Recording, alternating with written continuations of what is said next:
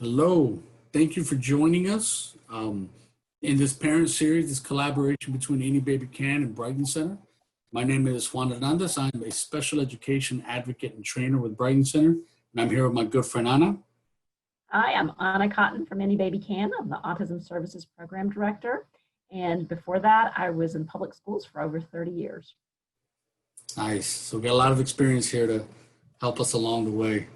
All right, so this session today is on really looking at ESY, the concern being my child is regressing. How do I document that? And I think it's different right now than it was before. In the past, it was, looking at how a child regressed in school from where they were last year to this year over breaks. Now we throw in a pandemic and children have been out of school for half of a year, half of a calendar year. That's a big deal. So naturally, we might see a lot of regression in kiddos with or without special needs. So being able to document that and look at now where we are and where we need to be is extremely important. And parents, we're going to be a big part of that. The documenting of that regression, a lot of that pressure is going to be on us. So we're going to talk a little bit about what that could look like in this session. So first, what does the law say? The law says that for a child to qualify for ESY, extended school year, right, they have to show a pattern of regression and they have to have trouble recouping certain skills. And you're looking at about 6 to 8 weeks. Right now, over the summer, we all kind of regress. During the holidays, we're not thinking about school. We're not thinking about, fractions and this and that. We're doing what we're doing. So then when they come back to school, you got about a week or two that some might take to get back to where they were. Now, for some children with special needs, right? And this is not just academics, it's behaviorally, functionally. For kids with special needs, that can mean that without that routine, without that structure through those times, you have, a couple months that it takes for them to get back to where they were before, So it's important that we take that into account whenever we're determining the programming for children. So that's where ESY comes from. And that's kind of what, we're going to help you out with determining what data can look like. Anna, you have anything to add on to that? Yeah, one of the things I want to make sure to emphasize here is extended school year is not traditional summer school. Traditional summer school is very much either learning new skills or new information that you haven't had before. ESY, extended school year, is exactly what that is. You're just extending the year out a little longer to make sure you keep the skills. So then when you come back in the fall, you have not regressed to the point that, like Juan was talking about. So you're really just trying to keep up what you've already learned. I think we have to make sure that people understand that sometimes there's a discrepancy there of people understanding that. So you have to remember that. And then the other thing is, remember the school will recommend it, and then you can decide whether you want to accept that or not. You don't have to. It's certainly your choice. And you have to just look at different factors when you do that. So. Yeah, perfect. No, absolutely. And parents wonder what ESY looks like, really. And it kind of follows the same pattern of summer school, but with a totally different purpose, And I know I have some parents that do end up not sending their kiddos to extended school year, even though they might qualify because of some of the opportunities that they're going to have over the summer. So that is important to take into account. That's a great, great point. So with extended school year, right, it's all based off of documented data. Mm-hmm. Data, or data, however you guys say it, right? It's the documentation that shows where a child was and where they are, right? And how long it's taken them to either regress or gain back those skills, right? We're looking at patterns of regression, and we're looking at data just like we do for everything else in an IEP. Just like we look at anything else when it comes to services for speech therapy. It's the same thing.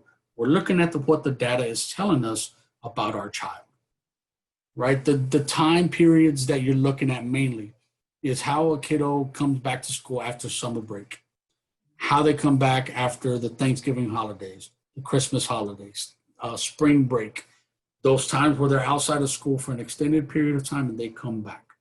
those are the times that you really want to be communicating with the teacher, and then let them know as parents, hey, look, this is what I'm seeing.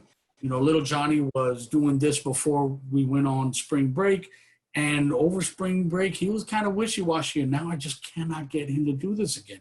This is just something that I know that you guys are working on at school, we're working on here, and he's just not doing it anymore, right?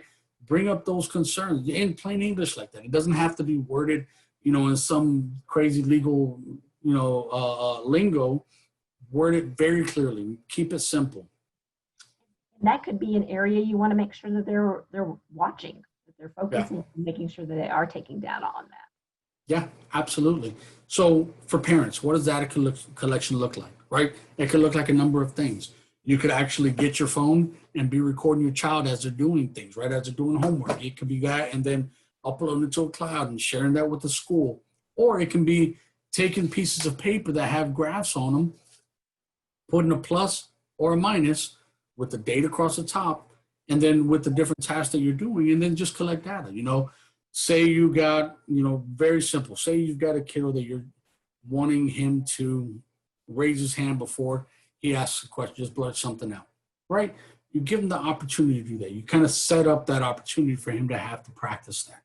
If he's able to do it, you circle the plus. If he's not able to do it, you circle the minus. And again, this is just off the top of my head example, but it's as easy as that, a circle or a minus. Do that 10 different times. Try to have 10 different trials. If you did it 5 times out of the 10, guess what? We're at 50%. That's clear data. It can get complicated from there, or we can keep it very simple the whole way through. And this can be for any skill. This could be academic, this could be functional, this could be behavioral for a kiddo that's displaying self-injurious behaviors, aggressive, outward aggressive behaviors towards others. All of that is what is being looked at. And I've heard, Anna, sometimes school staff say, well, that you can see them trying to convince the parents, like, I don't think your child needs to go, or they'll say something like, well, it's only the most profound disabilities that really qualify for EXY. And I'm sorry, but that's not how it works. I've got 2 teenagers on the autism spectrum, total opposite ends. My son does have an intellectual disability, is minimally verbal, and he does have a hard time. So automatically he's one of those that, that kiddo needs ESY, and we send him, and he goes and he does benefit from it. My daughter actually is above grade level across the board. She's very verbal. Actually, she makes up for what he doesn't say. She says she's very verbal. Academically, it's awesome. She just has some of those emotional behaviors that kind of overcome, what she's able to do. And she also qualifies for a kiddo that's higher functioning, for a kiddo that's this and this.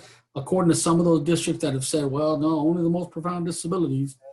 That's not true. There's not a certain eligibility, not a certain diagnosis that's going to ensure that a child gets it over another child. No, that's exactly right. It's like you're looking at those skills that they've gained, and are they going to not be recouped? And that could be behavior, it could be, social, it could be any of those things that they can't, come just pick back up within those 6 to 8 weeks.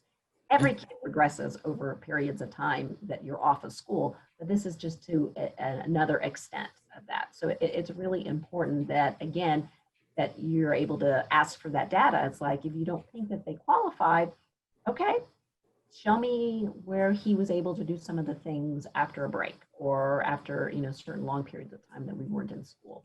Like you had said, it's really important to make sure that there's that data to back up those decisions. It's good to ask that. It's simple. I think simple data is always the better thing to do, because if you make it too complicated, then people can't take it. They're busy in that classroom, or they're busy even on virtual. It's really hard to always be taking that data. And then as parents, like you said, now that you're such a, you've always been a really integral part of, obviously, of education for your kids, but even more so now because you're helping with it at home. You want to make sure that you're able to also do those things. So it's important to make sure that you keep that as simple as possible, but ask for it if those decisions are being made without the data. That how are you determining that? And you may be in agreement. Even if you're in agreement, it's like, yeah, I think you're probably right, but let's make sure we're looking at the data to make sure that we're making the right decision. So, but it's that collaboration again, making sure that you ask questions, if it's clear to you, and make sure that you're able to do it together. Um, so it's an important thing to know. And they did qualify. Make sure that you let them know why. We're going to have this opportunity. He's going to have this opportunity to have some real inclusive kinds of experiences this summer, and this is why. And I think we're going to be able to address, or he'll be able to practice those skills, and let them know so they can document that. So it's not then thought that in the fall, if there is more regression, they weren't having that opportunity, or it's another piece of information. Gosh, maybe that wasn't enough. So next summer, we have that information to make sure that we make the next year's decision maybe different. So it's all data, it's all information. Perfect. And that's, I mean, that I think is our biggest, and that's, I think, going to be for any parent session that you go to.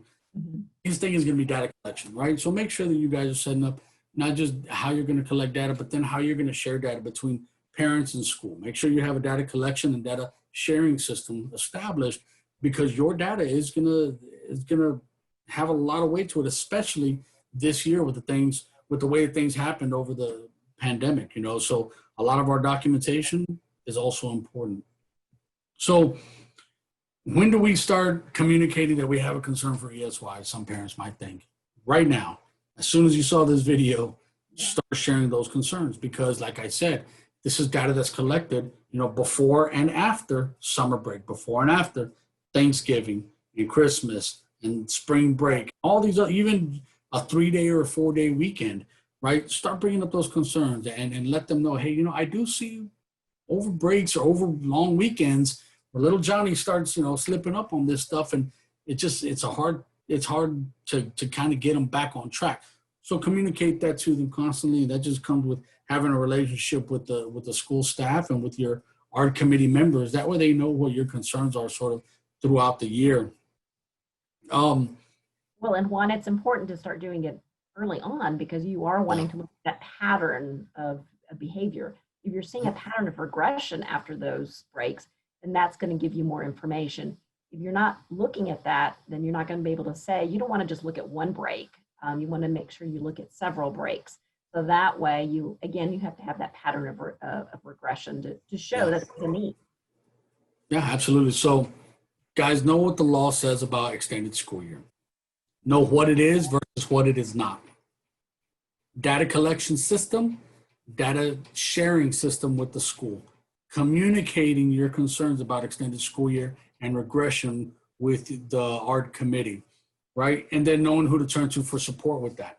You got Brighton Center, you've got Any Baby Can, 2 valuable resources here in San Antonio. And really there's a lot more organizations out there that are willing to help you out. So please reach out. Anna, do you have anything before we close out? No, I think we covered it all. I think, again, it's just really making sure you bring this up early in the year. Yeah, no, absolutely. So please, guys, know that you don't have to do this stuff alone. If you have any questions about anything, ask. Who do I ask? Great. Ask anybody that'll listen, right? Ask the school staff, ask the art committee, and then, if you still feel like you're not getting the responses that you need, reach out to organizations like ours. So thank you very much, and we hope to see you soon.